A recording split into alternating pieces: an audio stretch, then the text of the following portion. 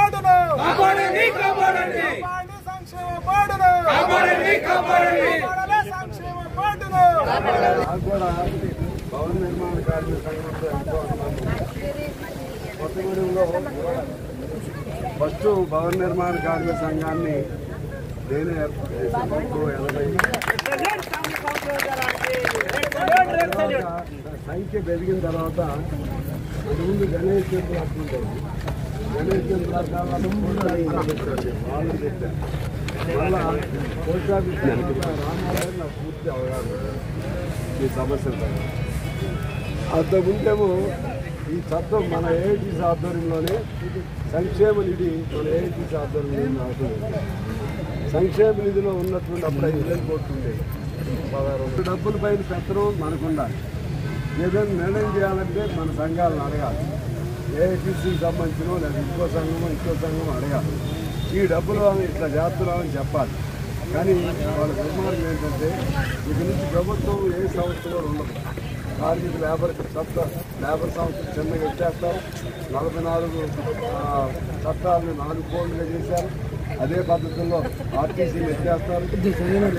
వివిధ రంగాల్లో పెద్ద మన సంపద అది. ఆర్టీసీ సింగరేణి అంటే తెలంగాణ గుండె చప్పుడది.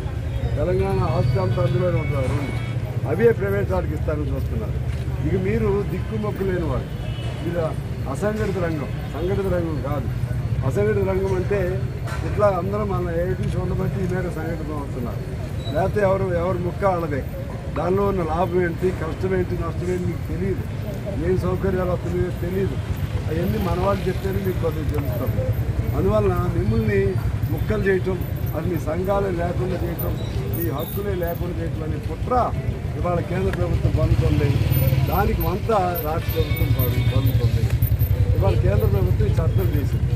ఇవన్నీ మనకు రావాల్సినటువంటి గ్రాట్యుటీ కానీ లేకపోతే కాంపెన్సేషన్ కానీ ఇతర నష్టపరిహారాలు కానీ ఏదైనా మనిషి చనిపోయినప్పుడు కానీ యాక్సిడెంట్ అయినప్పుడు కానీ నేను కూడా చాలా ఇప్పించాను.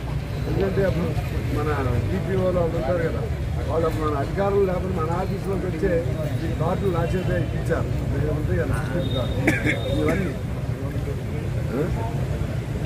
ఇది ఇక్కడ ఈ పార్లమెంట్ సంఘం ఇక్కడ అన్నీ ఇచ్చాం. అంటే నాకు అన్ని విషయాలు తెలుసు. కానీ ఇప్పుడు ఆ కార్డులు వృధా చేస్తున్నారు, మనకున్న హక్కులు వృధా చేస్తున్నారు.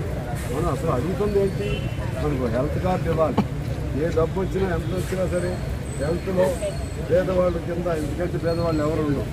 హెల్త్లో పూర్తి స్థాయిలో మెడికేషన్ అందిస్తారు.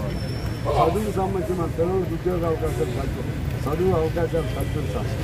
అదే పద్ధతుల్లో ఇతర కార్డు ఉంటే ఇంకా అనేక బెనిఫిట్స్ వస్తాయి. ముందు చదువు ఆరోగ్యం ఆ 2 కూడా చూడాలి. తర్వాత ఇల్లు ఒకటి చూడాలి. ఈ 3 చేయాల్సిన బాధ్యత ఆడుకోండి. తర్వాత యాక్సిడెంట్స్ అయినప్పుడు ఈ ప్రమాద మన నిధి నుంచి మనకి కనీసం రావాలి. ఇది మనం ఇప్పుడు పెడుతున్న డిమాండ్స్. ఇవేం పట్టించుకోవట్లేదు వాళ్ళు, ఏం పట్టించుకోవట్లేదు. మన కార్డు లేదు. కార్డు ఇచ్చినా కూడా మీకు వైద్యం ఇస్తున్నారా? వైద్యం అతనికి ఇస్తున్నారు? వైద్యం లేదు కదా, చదువు లేదు కదా. దేనికి ఏంటంటే గుర్తింపు కార్డు. మన వాళ్ళు కూడా గొడవలు చేసేవాళ్ళు, రైతులు కూడా పని చేసేవాళ్ళు అలా ఆపుతున్నారండి. మాకు గుర్తింపు కార్డు ఉంటే చాలండి. అది అటువంటి గుర్తింపు కార్డు. ఈ గుర్తింపు కార్డు నుండి మీరు తీసుకెళ్ళి మాకు గుర్తింపు కార్డు ఇచ్చారు, మాకు వైద్యం ఫ్రీగా అయ్యిందని ఏ హాస్పిటల్కి వెళ్తే బయటకు నెట్టేస్తారు. అదే మాకు గుర్తింపు కార్డు ఇచ్చారు, మా పిల్లలకి ఏదైనా కొంచెం ఫీజు కన్సెషన్ ఇవ్వండి అని ఏ స్కూల్కి వెళ్ళినా మనం బయటకు నెట్టేస్తాం. ఎందుకంటే ఇది కేవలం మన సంతృప్తి కోసం ఇచ్చినటువంటి గుర్తింపు కార్డులు. అది ఇవాళ మన డిమాండ్ ఏముండాలి? మన డిమాండ్ విద్య రావాలి, అదే వైద్యం ఉండాలి, ఇల్లు ఉండాలి, మినిమం ఆ 3 ఇవ్వాలి. 4వ పెద్ద డిమాండ్ ఉంది. మీకు మొదటి చెప్తా ఉన్నాను. మీకు ప్రభుత్వ ఉద్యోగులు ఇచ్చే పెన్షన్ లాంటి పెన్షన్ మనకి ఇవ్వాలి. ఎందువల్ల చెప్తున్నానంటే ప్రభుత్వ ఉద్యోగులు తక్కువ కాలమే పనిచేస్తారు. అందులో 8 గంటలు ఉంటే 8 గంటలు చేస్తారో వాళ్ళ ఇష్టం. మనం ఏం అడగకూడదు కూడా, ఎందుకంటే వాళ్ళు ఉద్యోగులు. కానీ మీరు అట్లా కాదు కదా, రోజులో 10 గంటలు చేస్తారు, 12 గంటలు చేస్తారు. మీకేం ఓవర్ టైమింగ్స్ ఉండవు, ఏది ఉండవు. పొద్దున్నే పోయి అందుకని చాలా చోట్ల ఏం చేస్తున్నారంటే ఒరిస్సా వాళ్ళని తెచ్చుకుంటున్నారు, బీహార్ వాళ్ళని తెచ్చుకుంటున్నారు, ఛత్తీస్గఢ్ వాళ్ళని తెచ్చుకుంటున్నారు, ఆంధ్ర వాళ్ళని తెచ్చుకుంటున్నారు. వాళ్ళు పొద్దున్నే పోయి రాత్రి వరకు వేస్తే ఆ కాంట్రాక్టర్ బాగా ఉపయోగం ఉంటుంది. అందువల్ల నేను అనేది ఏంటంటే అసలు మీకు కార్డులు పెట్టి ఏం ఉపయోగించాలంటే అద్దలు ఉంటాయి. లేబర్ డిపార్ట్మెంట్ ప్రతి అడ్డ దగ్గర రావాలి. అడ్డ దగ్గరికి వచ్చి ఇవాళ ఎంతమంది ఉన్నారు అటెండెన్స్ చేసుకోవాలి. అంటే మన లెక్క రావాలి కదా, మన పెన్షన్ రావాలంటే నెలలో ఎన్ని రోజులు చేశారో లెక్క వేసుకోవాలి. నెలలో ఎన్ని రోజులు చేశారో లెక్క వేసుకుని మనకి ప్రభుత్వ ఉద్యోగులకి ఎంత ఇస్తున్నారు పెన్షన్, మనకేదో 2,000 3,000 ఇస్తా ఉన్నారు. అందరికి ఇచ్చేది మనకి ఇచ్చేది. అందరికి ఏమి ఇస్తున్నారు పెన్షన్? మనం డిమాండ్ ఏం పెడుతున్నాం, మొదలు పెడుతున్నాం. మందే కాదు, అమాలి మంది అసంఘటిత రంగం మొత్తానికి కూడా గవర్నమెంట్ ఉద్యోగస్తులకు ఎలా పెన్షన్ ఇస్తున్నారో ఆ విధమైన పెన్షన్ ఇవ్వాలంటే నెలలో లెక్క తీసుకోండి. వీళ్ళు నిద్రపోతులా, వండబోతులా, లేకపోతే రోజు వస్తున్నారు. కొన్ని సెలవులు ఉన్నాయనుకోండి, ఆ మీద లెక్క కట్టండి. ప్రభుత్వ ఉద్యోగాలు కూడా లెక్క అదే. ఆ విధంగా ఇన్సూరెన్స్ కట్టండి. అవసరం కూడా మన నుంచి కొద్దిగా తీసుకోండి. మన నుంచి కొద్దిగా తీసుకోవాలి. ఓటు కొంత ఇవ్వాలి, గవర్నమెంట్ కొంత ఇవ్వాలి. అప్పుడు మనం దిగిపోయినప్పుడు కనీసం 15,000 20,000 పెన్షన్ మనకు వస్తుంది. అది రియల్ పెన్షన్. అది రియల్. ముసలాడు అయినాక 5,000 ఇవి 5,000 5,000 ఇప్పుడు ఇప్పుడు ఆ డిమాండ్ పెట్టారు.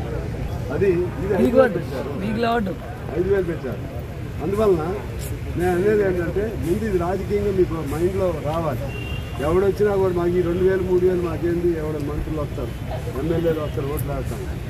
మేము ప్రభుత్వ ఉద్యోగాలు కానీ తక్కువ చేస్తున్నాము, మాకు వాళ్ళలాగా ఎందుకు ఎవరు దానికి సిస్టమ్ ఏర్పాటు చేసుకోండి, ఒక పద్ధతి ఏర్పాటు చేసుకోండి. మాకు పెన్షన్ ఇవ్వండి అనే డిమాండ్ మనం పెట్టాలి. ఎందువల్ల అంటే ఇవాళ సరే ఇదో ప్రాబ్లం ఉంది. మనకున్న డబ్బుని ఇది ఇమీడియట్ మనకు వచ్చే ప్రమాదం. ఈ డబ్బుని పెన్షన్ కంపెనీకి ఇస్తే వాడు ఇస్తాడు మనకి పెన్షన్ కంపెనీ. ఏమి సచ్చినవాడికి పెన్షన్ రాదు, అదే పెన్షన్ ఇన్సూరెన్స్. సచ్చినవాడికి ఇన్సూరెన్స్ రాదు. వాడు ఆ కొద్ది పెట్టి కేసులు కొట్టేసి